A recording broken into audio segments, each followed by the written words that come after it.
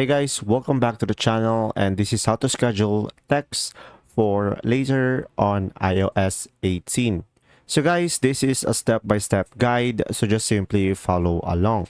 So first thing that you will do is open the Messages app onto your iPhone, and from there just select a new message or open an existing chat. And after that, just type your message and just simply enter the text you want to send. And after that, just simply tap and hold the send button. So it will be the blue upward arrow.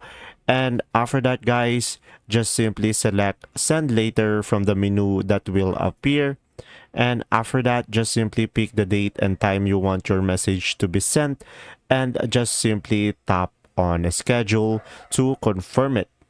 And from there, guys, you'll be able to schedule text for later on iOS.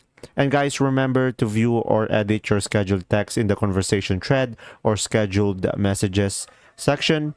And also make sure your iPhone is on and connected to the internet at the scheduled time. And if this video was helpful, please like and subscribe. Thanks for watching. See ya.